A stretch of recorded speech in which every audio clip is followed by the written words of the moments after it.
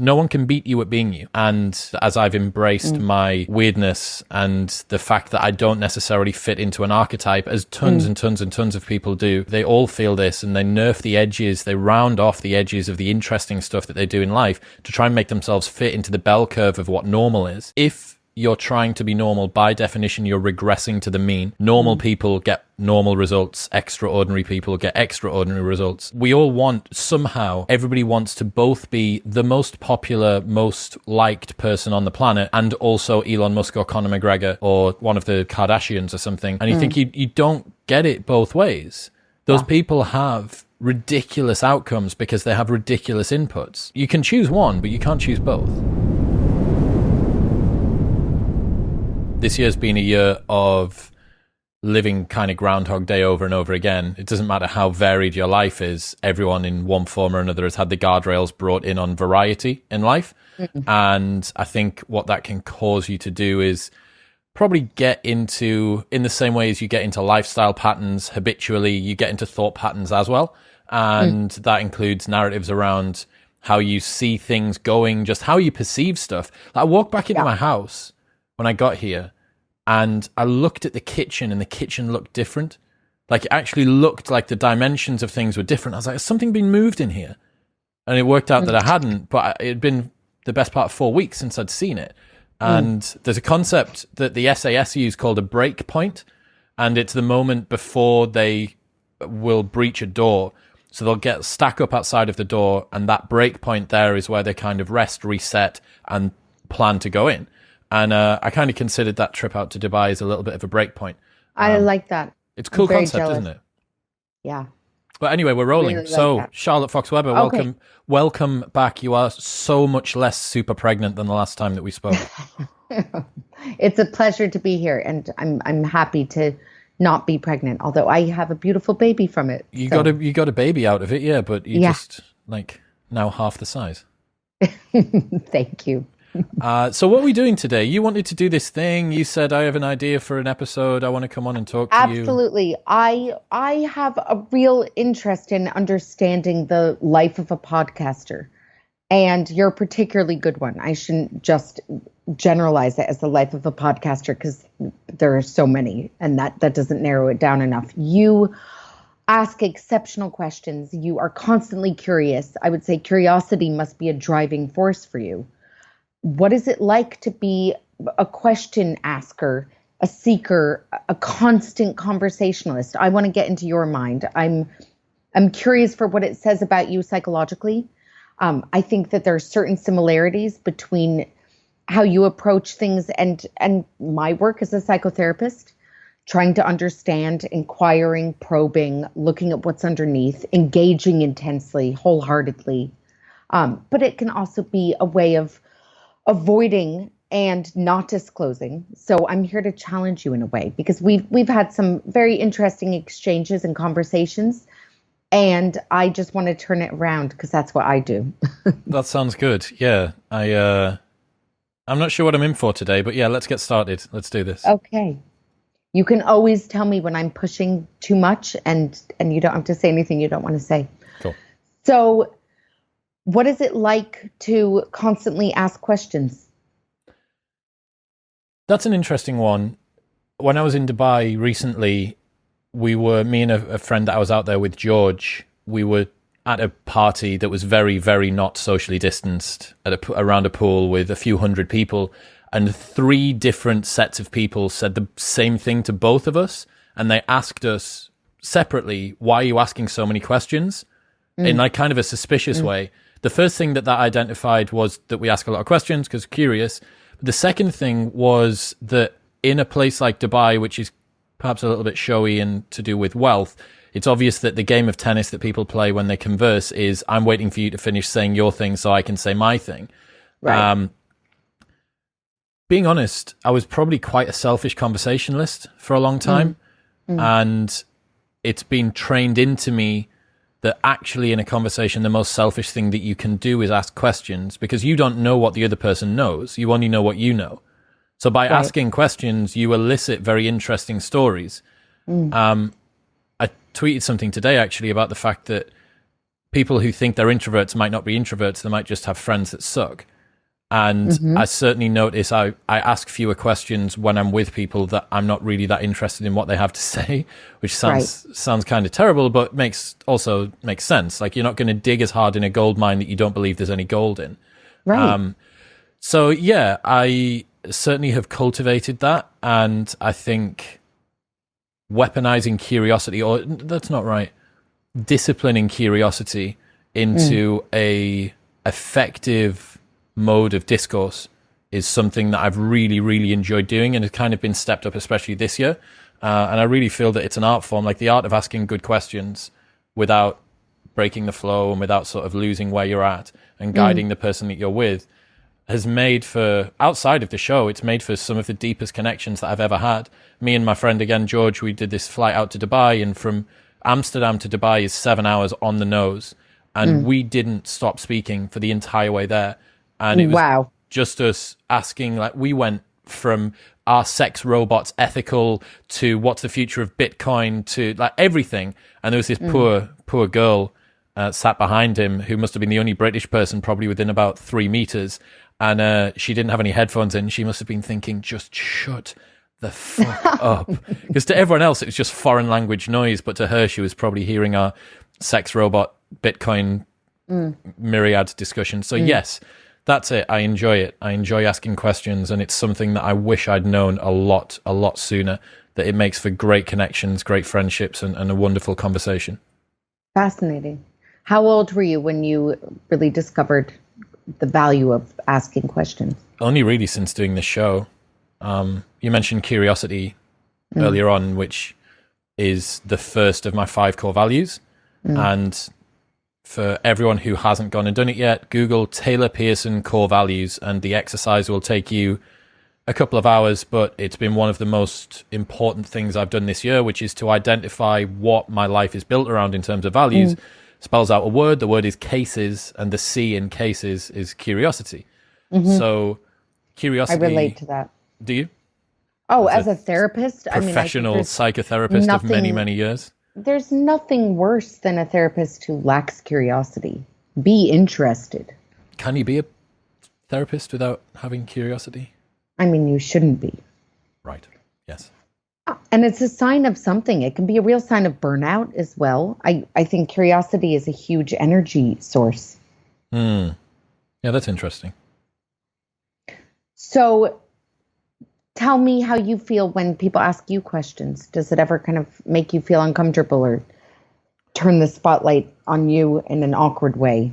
Not really. I think for a long time, again, only child background, and then coming into doing this sort of an industry, I've always been used to having at least some form of center of attention. And perhaps my desire now to kind of discipline my curiosity into questions is me casting off what was once me very much being kind of selfish when it came to these sorts of conversations. It was all about me. And now this is me almost going in the polar opposite direction and still finding joy in that. I don't find it awkward at all. It's like a little bit of the old me comes out when I get to talk like this, where I get to indulge and it's my turn. It's me in the limelight. Right. But I genuinely do enjoy creating a platform that allows whoever I'm speaking to be at their absolute best. Like a ton of things that I give as advice to other podcasters, stuff, for instance, that the audience will never see. Like when I'm on a Skype call with someone, I'll nod all the time. Just as they're talking, I'll just keep on nodding like this, like that Churchill dog on the back of the car, like just constantly going away, because I want the other person to feel comfortable and confident. Like you're encouraging. Yeah, I hear you. This is what you're saying. Keep on going, mate. Keep on going, mate. That sounds good. That sounds good. So I love doing that, and that has been a really interesting transformation. And there may be, I think it's perhaps something that young guys get a lot. This sort of male posturing when you're, you break out of your teens into your 20s, you want to be an alpha guy, you want to be attractive, you want to be confident and charismatic. And you can often mistake brashness and over self-sufficiency for that. And I think, yeah, by far, whether it's trying to get laid or trying to make mates, like having curiosity, genuine curiosity in what other people say. It was enough that a bunch of different people at a party who were drunk highlighted, like, what the fuck are you doing asking questions? So do you ever encounter people who really don't open up to you? And how do you deal with that? Being honest, my sample size for how long I've been doing this is probably not that big. Right. How long have you been doing this? 18 months, I'd guess, speaking like this consistently. Yeah. And yeah, I think that was definitely one of the things. And again, any sort of budding, aspiring podcasters out there, if you're not used to asking questions, that's probably the first skill that you need to learn, that it's your job to just get that curiosity, turn it into like a pharmaceutical nuclear grade weapon and fire it at the other person as much as possible. Yeah, so I sometimes people don't want to open up in person, but you kind of get that impression. If you're not on the same wavelength anyway, if you're not vibrating at the same frequency, you kind of sense that. But I think it's very hard. I find it hard as a therapist when people won't open up to me. It's something I've had to learn to Is that tolerate. not frustrating? It is. And I also find it socially as well. It's something I've had to endure and respect, because not everyone is open, and that's okay. I don't need to hit it off and connect incredibly deeply with everyone. But that's something I've definitely had to learn and be patient about. And I don't know if you find that as well, that sometimes you don't engage as intensely. You don't have a deep rapport with absolutely everyone. Absolutely, yeah. So do you ever ask people questions where they just kind of avoid or don't go further, don't take the conversation anywhere, and you have to deal with that? Yeah, sometimes. I think my capacity to deal with awkwardness is actually fairly low, and that's something I've had to learn to deal with as well. That sitting with silence and sitting with awkwardness as a podcaster or just a conversationalist is something I really didn't like. I think it was born out of a rooted lack of confidence in my own ability, either as sort of socially or as a podcaster. And silence to me meant I'm not interesting, or they're not interested in me, or I'm not moving this conversation in the right direction, or they're going to think this sucks, or whatever it might be. And yeah, for a long time, sitting with that silence was the most uncomfortable thing. And then some episodes that we've done, this guy called Daniel Schmachtenberger, who is a ridiculous polymath civilization engineer, and we did this 2-hour-long episode where there was 30-second silences in there, and I just felt perfectly fine just sitting and letting him think, and he's thinking and thinking, because that's the pace that he moves at. And that was really beautiful, and people commented on how nice it was to have that silence themselves as listeners. And I'm like, hang on a second, like, there's two people in this conversation and neither of them felt uncomfortable with it, and you don't even get to choose as the listener when someone starts speaking again, and you felt comfortable with it. So that really taught me a lesson about how silence is an important element of talking to people too, and it can actually be used as a feature rather than a bug. Yes, absolutely. So do you find that applies in social situations as well?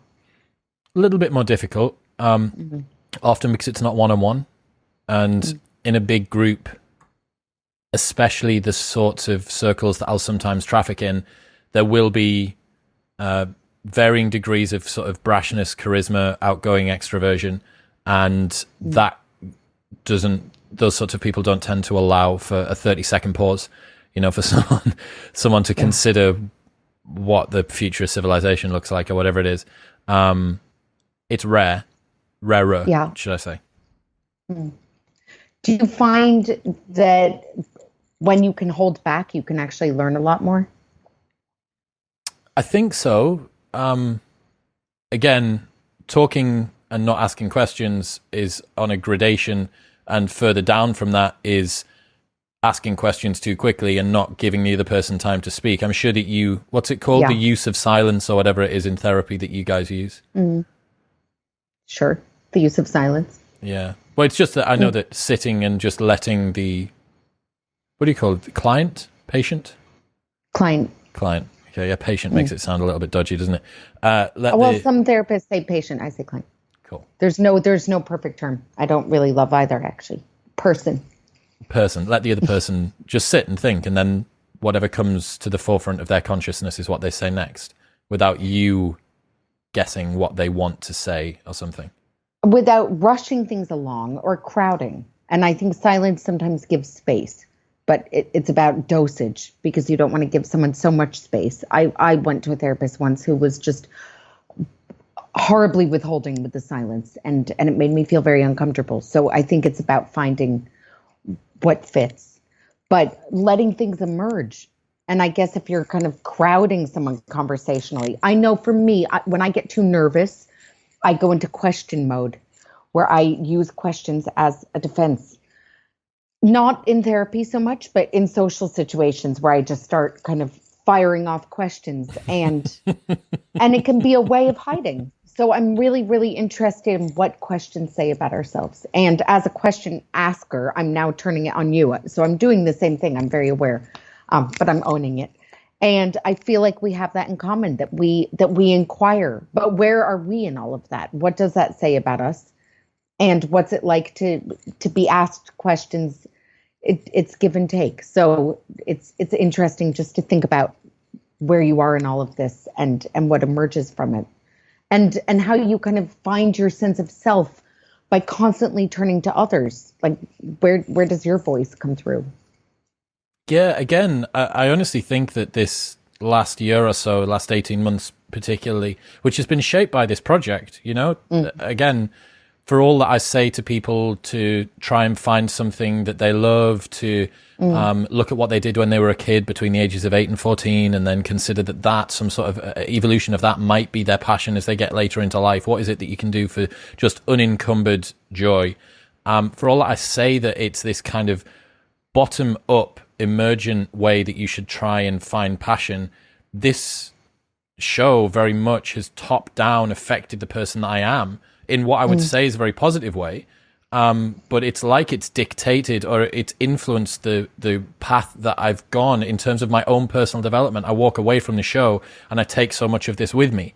I take so much of the way that I operate, and hopefully that comes across. Like I want to be. I think this is one of the beauties of having long form conversations that people listen to regularly. It's 3 or 4 hours a week of me doing this, although it's not usually me talking so much, and it's very hard to hide you in that. And for a very long time, as the listeners probably will be familiar with, I was living this kind of metacognizant, playing a role, egoic game. And it shines a very bright light on you when you have to speak this much. And it forces you to really think like, okay, if I'm going to do this, if I try and play a persona, I'm going to be exhausted. So I just need to be rigorous and truthful. It's interesting. But again, there's kind of two juxtaposed Christophers here. One of them being the one that was probably very selfish up until maybe specifically 5 years ago, and then tapering up to like the last sort of 2 years or so. And then this one, which is very different, at least in terms of conversation. Mm-hmm. Do you ever get really tired of asking questions or being curious? Do you get bored and almost never feel like, wow? Almost never. So what supplies you with curiosity? How do you keep that source alive? I'm not sure. I don't see any other joy. There is no greater joy to me than linking together two concepts that I didn't previously realize worked.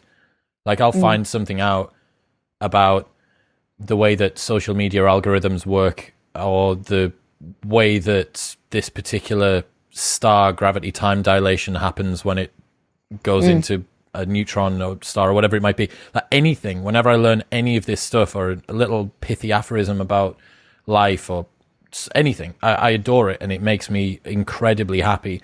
And I think,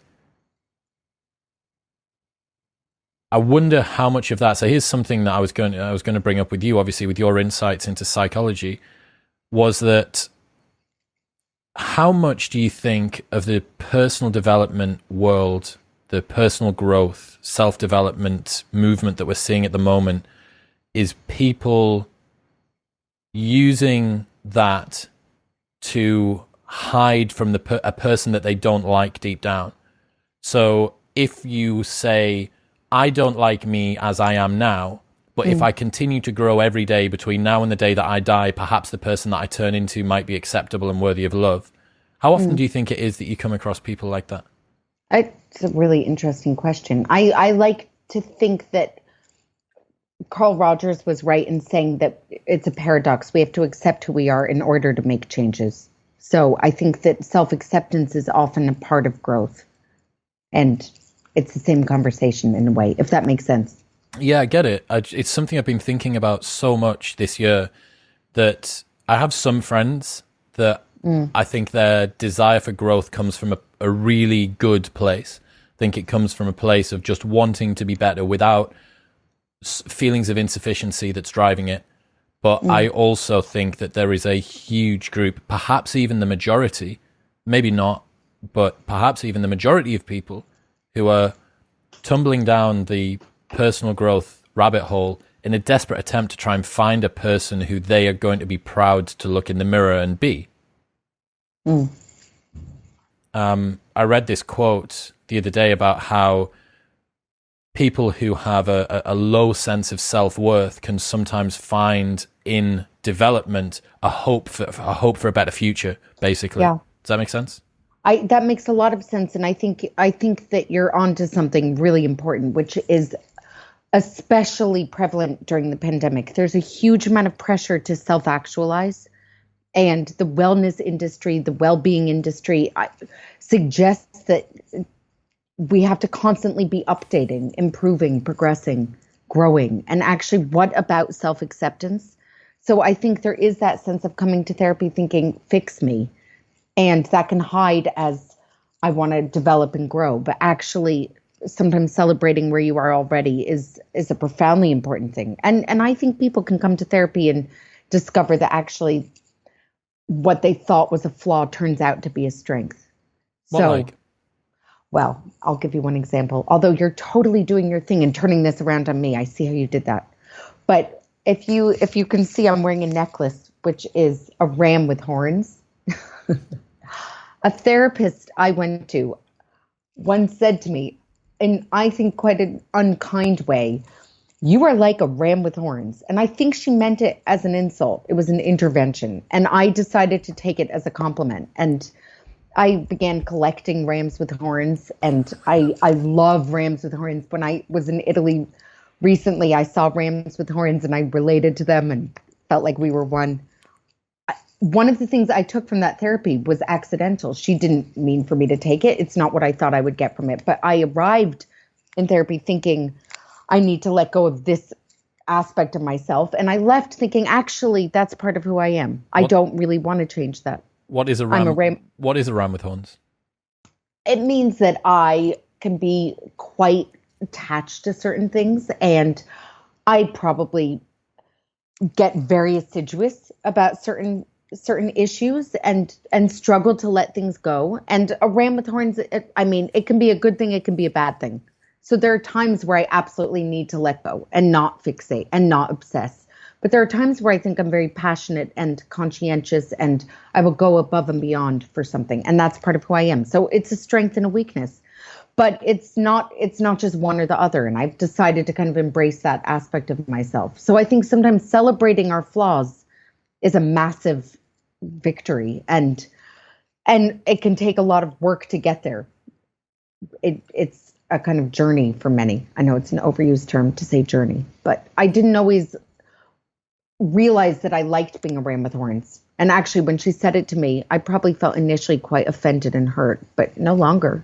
Well, I mean, a perfect example of that is I think I would have probably been called nosy as a kid. There you go. So same here. Totally relating to that one.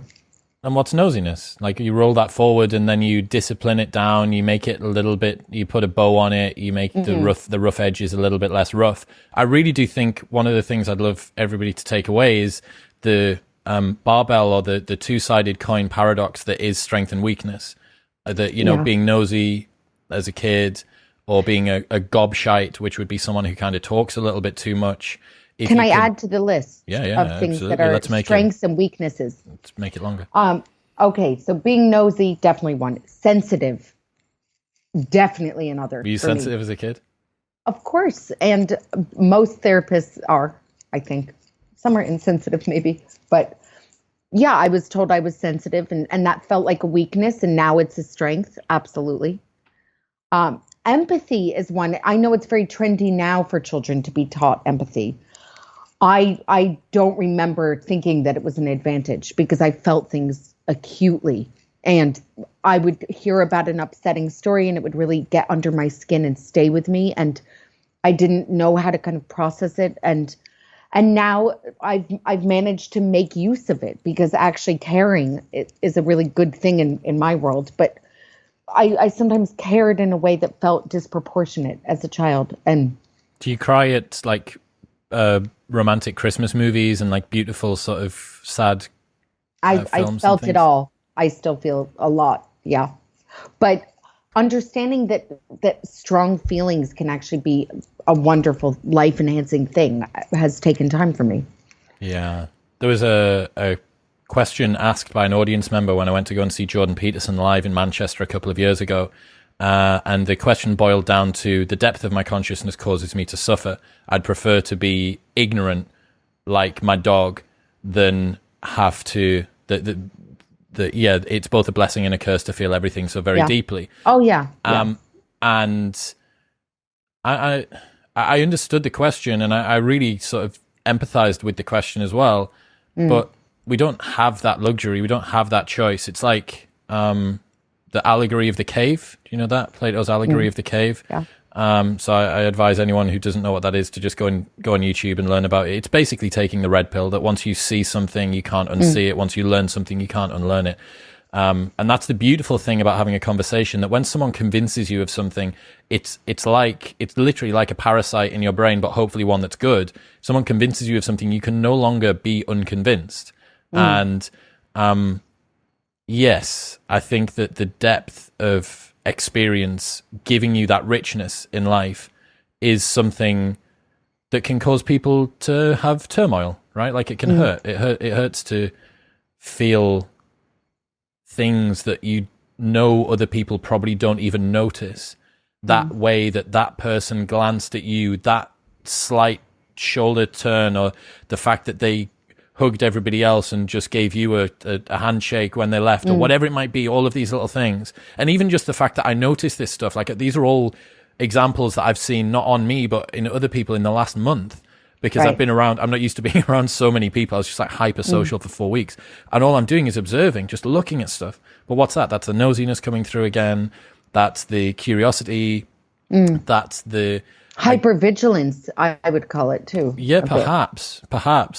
I'm trying to think about some of the other things. So certainly, coming from a working class town in the north of the UK, I don't have the accent, and again at the time that was a weakness. It was something that made me stand out at school in a definitely a suboptimal manner. But that has led now to me having an accent that can be understood by Americans like you, which is useful. Well, so next up on my list for things that felt like a weakness that are now strengths, I'm really loving this list. Being an outsider. Yeah. Feeling like an outsider in my childhood was very uncomfortable, and I wanted to fit in, and now I take pride. I don't necessarily have to match everyone else. That doesn't mean I have to be kind of provocative and make a point of always being an outsider. It's also great to connect and feel like I belong, but actually accepting difference can be a wonderful thing. And I kind of wish I could say that to my younger self. I don't know if you ever feel like you absolutely like would want to go back. Probably one of the most important things, if I could send a like a couple of sentence email, it would be to embrace weirdness. Yeah, the fact that own it. Your weirdness is your competitive advantage. I've said this a million times. And your previous business partner, Mr. De Botton, he has this fantastic video, Why We're Fated to Be Lonely. And he says that loneliness is a kind of tax we have to pay to atone for a certain complexity of mind. Given the choice between honesty and acceptability, most of us choose the latter.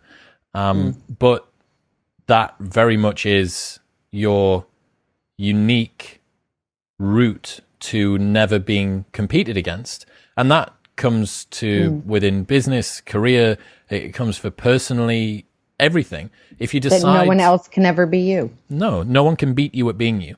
And the sooner that you can embrace that as not just a nice sort of pithy aphorism that reminds you, if you're feeling a little bit cast out, that it's okay, mate, like that it genuinely is the truth, that as I've embraced my weirdness and the fact that I don't necessarily fit into an archetype, as tons and tons and tons of people do, they all feel this, and they nerf the edges, they round off the edges of the interesting stuff that they do in life to try and make themselves fit into the bell curve of what normal is.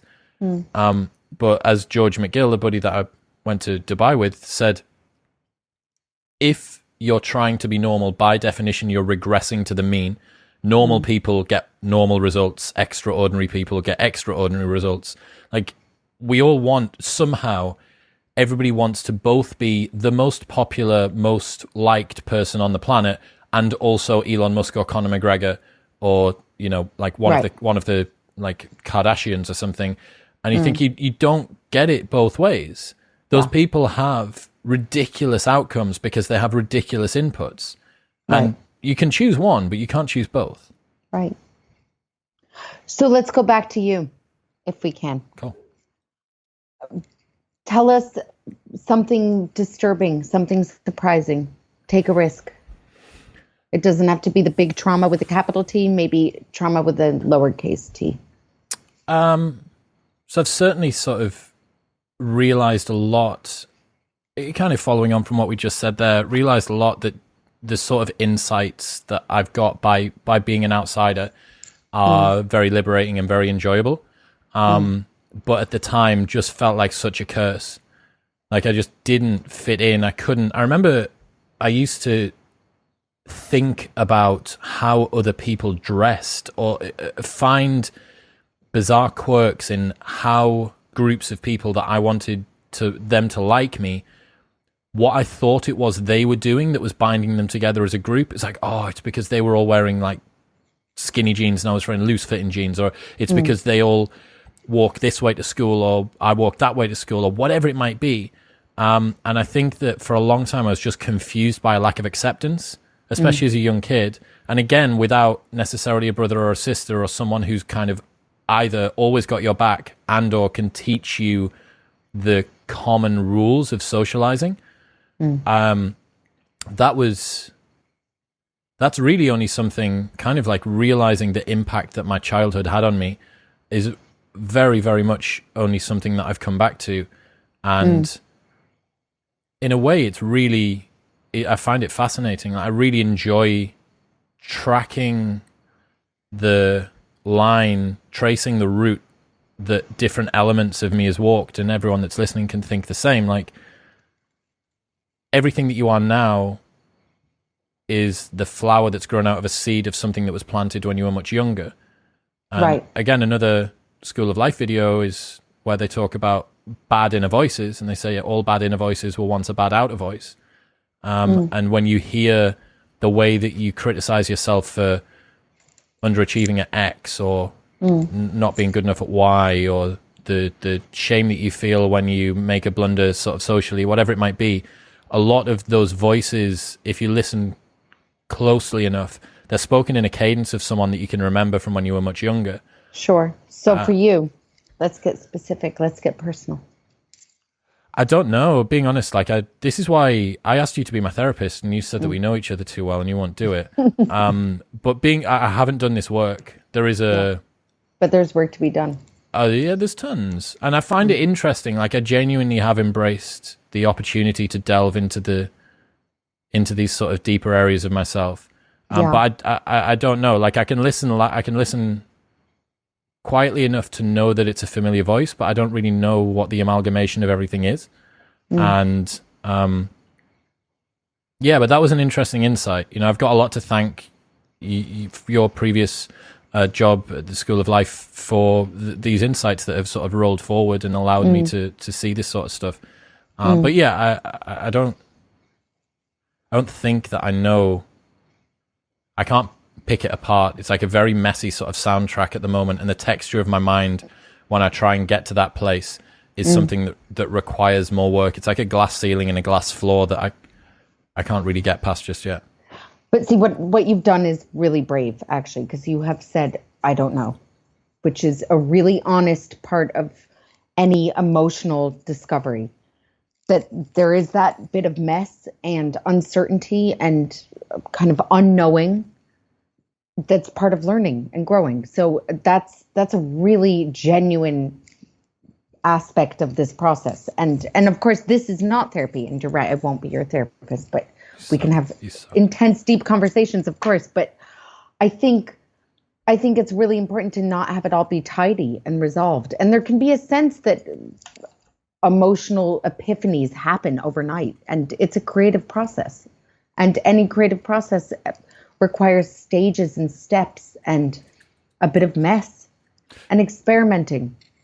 Given that we're talking about questions at the moment, have you got any of the favorite questions that you like to ask your clients as like opening questions that people who are listening can ask themselves and maybe to sort of take away from this and ruminate on over the next while?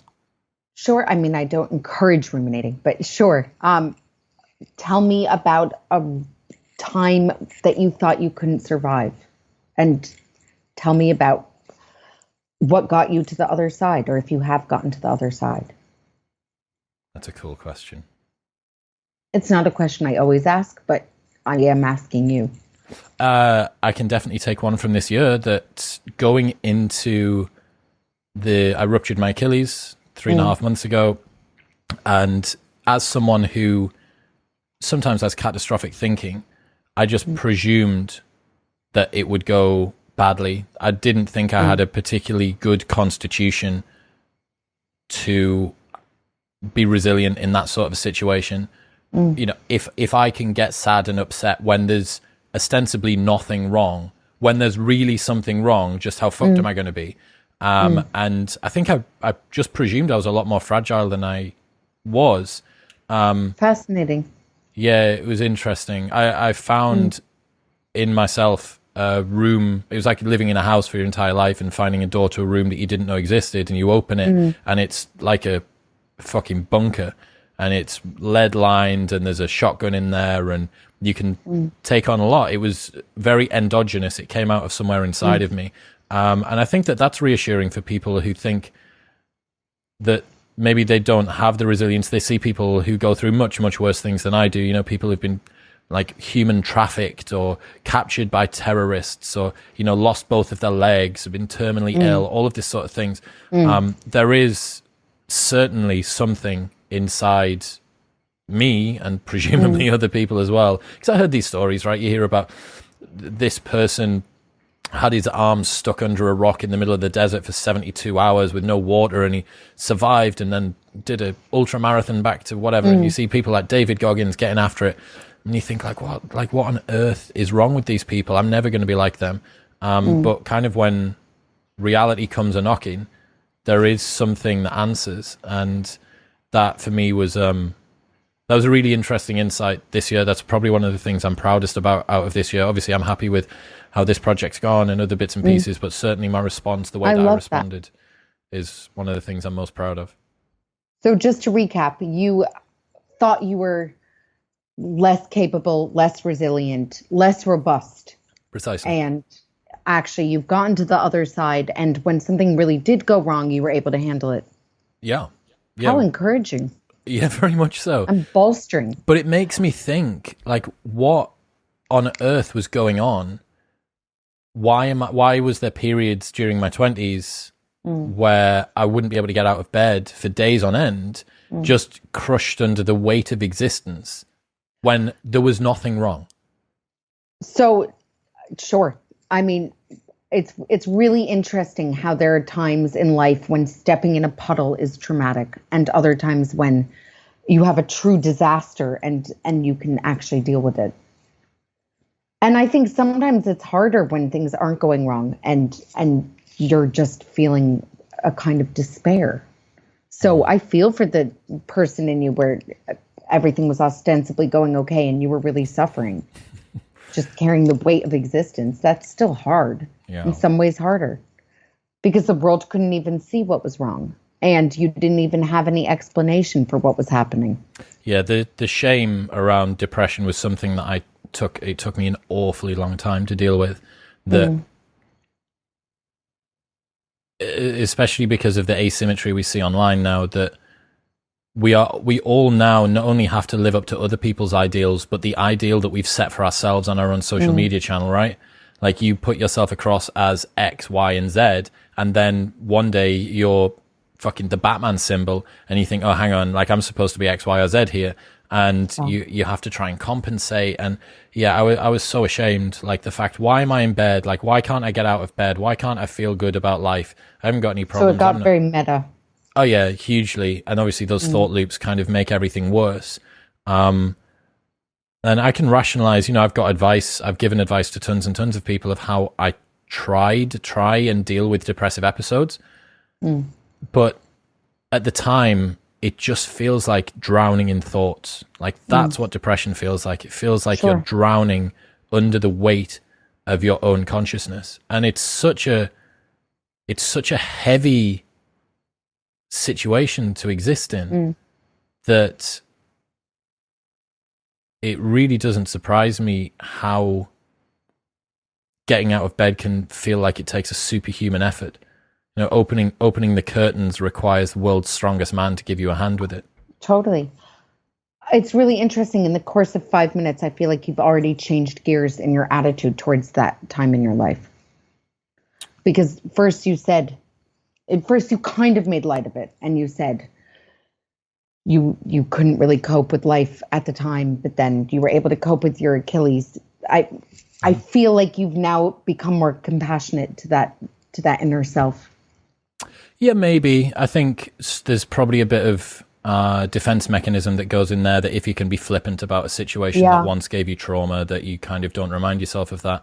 But one of my favorite episodes that I've done on the show was my experience with depression a few years ago now. And that I continue to get messages all the time from people who listen to that. And the insight, I think,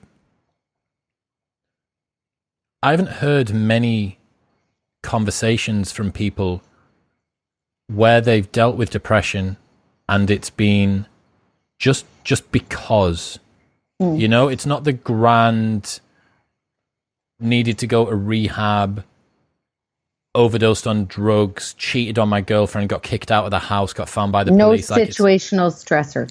But not even that. Just that it's not.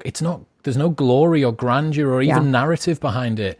That to me is the real pain, I think, of depression in the 21st century. That it can be so comfortable. It can be so unremarkable depression, and you just think, why do I feel bad? Why do I feel this way? What is it about me? Why am I not strong enough to be able to get past this? Why am I dealing with these thoughts why am I thinking? I'm just thinking the same thing over and over. And the more that I think it, the more that I spend this time here, the more that I hate myself, the more that I wish that it wasn't the case. And it's a level of depression that doesn't end. It's not got suicidal ideations in it. It's not got that level of grandeur less in it. eventful. It's totally unremarkable. So what would you say to that time in your life, to that person you were? It was a long time, like, it doesn't, I still what don't. What would you say to him? In the cold light of day as we are now, it's very easy to think with the comfort of rationality, right? You are so illogical in that situation, so unbelievably detached from what's actually happening. And sometimes this can be triggered by like something so small. And, all of the practical implications that I have, which are a couple of step process, that you need to break down the things that you need to do into steps so small that even you can do them, which is, I need to get out of bed. Okay, first off, I need to pull the covers off me. I need to put my right foot on the floor, then my left foot on the floor, then I need to stand up. So you can break things down in that way, and that's a practical way. A warm shower, a walk, call a friend, and have a big glass of water. Like, those things will fix so much of the way that you feel. But when you can't get out of bed, or when you feel like you can't get out of bed, and you just want to hide under the covers from reality or existence, that feels very, very far away. So I don't really know. I don't think the solution is the rationality. and giving yourself a aphoristic, cerebral, psychological solution to this also doesn't work, because you're not thinking sufficiently clearly to be able to lean on that. George again tweeted something that said, telling someone to think their way out of overthinking is like telling someone to snort their way out of a cocaine addiction. That's very smart. I like that. So disputing it really doesn't help. Because it feels like that. And that's the thing, I think, as well, that even with a drug addiction, people can see from the outside in, like they can see that there's some sort of physical dependency going on here. If they took me in a lab and they measured me, they'd know there was something wrong. Or if I was actually skint, or I would run out of money, or if I was actually broken a bone, or, destitute, whatever it might be, it would feel more legitimate. I think it's the lack of legitimacy, this bizarre bourgeois fucking... you don't feel you have the right to complain. Who am I to feel sad? And that was something that I think was difficult to swallow as well, because even the stories that were given of depression are these ones of grandeur. I had this conversation with a buddy, one of the very early episodes, a guy called Mike Cashew, and I asked him whether or not he thought he was addicted to heroin and cocaine by the age of 14. He was an alcoholic by the age of 16. And he bounced back to now be the CEO of this hugely successful company. He won the CrossFit Games twice. But I asked him if he hadn't hit rock bottom, whether he would still be there. And it's this not good, not great, not average, but just sort of ambient dissatisfaction with life, sort of vacillating between just okay enough to think that life's all right, down to kind of existential bit of pain, and then wobbling back up again. That really doesn't give anyone the activation energy to bounce out of the bottom. And I wonder whether sometimes a breakdown can actually be quite useful in that way. Oh, I think so. But I think you're also really onto something with the kind of scolding that goes on internally. The telling off for you don't have a right to feel this way. It's so persecutory. It's so self-loathing on top of everything else. And I think it sounds like anger turned inwards. It really does.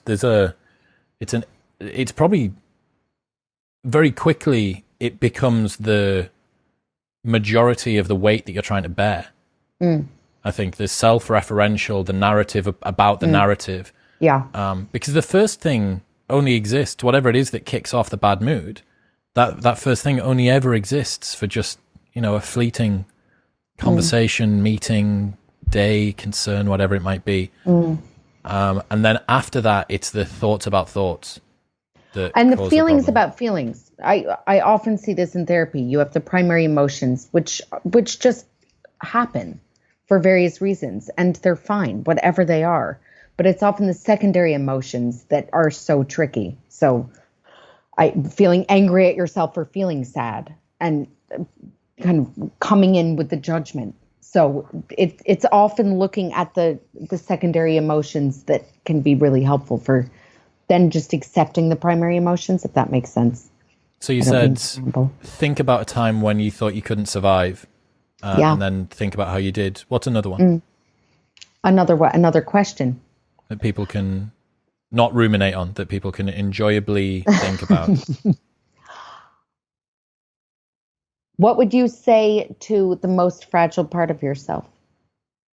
Oh, that's a good one.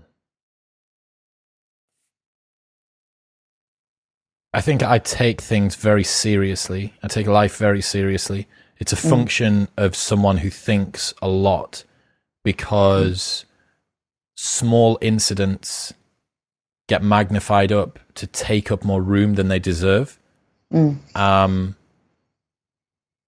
certainly noticed this, and other people who spend a lot of time in solitude, in fact, probably everybody, throughout 2020 will notice that small incidents, whether good or bad, will have probably had a disproportionate effect on them because they've had the time to ruminate. Right? Totally. That's why when you said ruminate, I had to come in. Reflect. Yeah, because ruminating is just so huge right now. And we're in the kind of Zoom gloom, and we don't have the normal camaraderie and incidental banter that helps diffuse things, and we feel paranoid. We get a weird email, we get a weird text, and then it just grabs hold and takes up residence. And it's really powerful. That power of diffusory humor is something that I've almost totally forgotten about, which sounds stupid, but especially this year, the number of times where something's happened and you can just laugh it off. Like I was talking to a SAS operative a couple of weeks ago, and he was saying that the use of very dark humor in the special forces is one of the ways that they deal with bad situations. That makes total sense. He's been next to guys who've been taking fire, and one of them's been shot in the arm, and he'll start laughing, and everyone will start laughing. And you think, I mean, gallow humor. Yeah. Makes sense. Yeah, very much so. So, next question. What would you say to your 102-year-old self? What has worked in your life? What has success meant to you?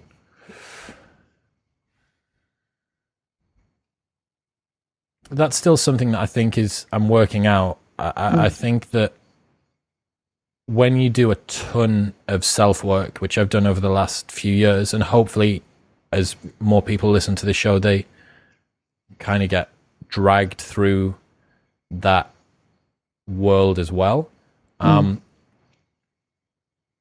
I would find it difficult to work out a trajectory for me because I think I'm still at quite an inflection point.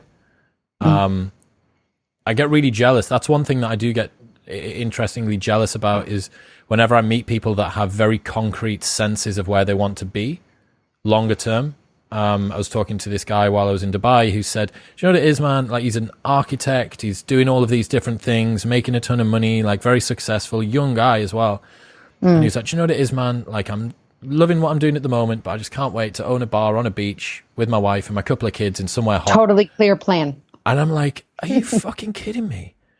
Like, why, how, I was like that, and I had to call it out. I was like, dude, that's an incredibly precise, well-defined plan. And I didn't think that he was postulating at all. I didn't think that this was him putting on a facade. Like, he just said it like it was a fact. Like, drop the apple, it falls to the floor. And I was like, holy fucking shit, I'm so jealous of that. Like, I've never been certain about sort of long term what that is. So lots of question marks. Yeah, for sure. Which is beautiful and great. For my 102-year-old self, there are lots of question marks. There are some qualities that matter for a good, rich life, but it's not too specific. I think it's good to keep these things loose and allow space as well, space for surprise, discovery, growth. I think you're right. You used a word that brings us to our next question, jealousy. When was the last time you felt incredibly jealous? That certainly comes to mind, that incident that I said there with someone who has this super sort of tight trajectory. I mean, I think everybody feels envy on an almost second by second basis when they look at social media, right? Like, I've come back to the UK now, and all of my buddies that I was out there with are still out in Dubai, and I think, oh, like, it's so nice and warm out there. But this is something I've certainly realized, that the grass is always greener for us as humans. And this stems from evolutionary psychology, that humans aren't built to be happy, they're built to be effective. We're literally wired to find life unsatisfactory, because if the first time that you had sex, you'd never had sex again. If the first time that you ate, you'd never hunt food again. You need to eat the deer and it just not actually be quite as nice as you thought. You need to have sex and it just kind of make you feel a little bit less fulfilled than you thought it was going to be. There's this quote, I can't remember who the philosopher is, and he says, after copulation, the devil's laughter can be heard. And there's a concept, there's a medical diagnosis for men that get brief, acute existential crises after they've come. And to the men who are suffering with that are listening, like, it's not just you. But it's just a really hilarious way that our genes influence our emotions because it's adaptive. It means that we're more likely to survive and reproduce, which is really all that we're here for. So yes, I think that jealousy pops up fairly consistently for me when I see things. And another part of it, I think, stems from an insecurity around not being all that I could be. That you think it's almost a jealousy for an imagined world in which I was fulfilling my potential. So you're self-envious. Yeah, very much so. I think I'd like look at the world I could have if only I wasn't spending as much time on my phone, not getting up until 7. I could be getting up at 6, or I could be going to bed at whatever. I should be reading rather than watching TV, or I should be you're competing with your ego ideal. Precisely. That's a really interesting and insidious competition that happens all the time that we don't talk about enough, where you are constantly looking at the kind of activated, potentiated you and falling short. And it plays out all the time, I think, in life. I don't mean you specifically. I just mean human beings. Yeah, it so does. Thank you for offering that up. You've been incredibly open today, and you have actually spoken quite bravely and vulnerably. Thank you. Can we try and recap the questions for people so that they can remember what we went through?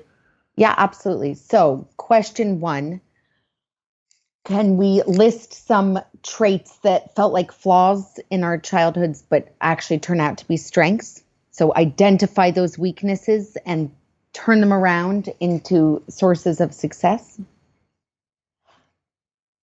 Second question, can you think of a time in your life that you didn't think you could survive, that felt traumatic and maybe unbearable, and what helped you get to the other side? Third question, what would you say to the most fragile part of yourself? Fourth question, what would you say to your 102-year-old self? Fifth question, can you describe a time when you felt incredibly jealous? That's cool. Okay. Thank you so much for being so open and brave and walking the walk. Well, thank you for being here. I'm glad that you bullied me into doing this. It's completely blindfolded, led me into the room and then decided to do this. Do we know when you're going to complete writing your book? Oh, I'm handing it in May. Okay. And how long is that? Is that like 6 months from then until publish? It'll be published early 2022. Cool. Well, depending on how brave you manage to get me over the next year, we may be back on to do a similar episode, and then you will absolutely be back on to talk about that. I really appreciate your friendship. I absolutely love the fact that we met each other a year ago, and I'm very, very glad that you pushed me into doing this today. Same here. It's such a pleasure. I did want to tell you what led me to want to ask you all of these questions as well, which was an Aesop fable. I could have said this at the beginning. It's one of my favorite fables, and I was actually reading it to my 6-year-old son the other night. And there's a mother crab who is lecturing her baby crab on the importance of walking straight. And the baby crab says, "But Mom, you're walking sideways." And I think it's a really beautiful, powerful story. I think of it as a therapist all the time, of kind of doing as we say, practicing what we preach. So it just made me think, you're constantly asking questions. You're very good at digging deep. I've been on the receiving end of that. You bring out interesting, quirky, idiosyncratic encounters all the time. And what is the life for you of being that question asker? I wanted to just have a sense of your interior world. So thank you for allowing us to see it. Thank you.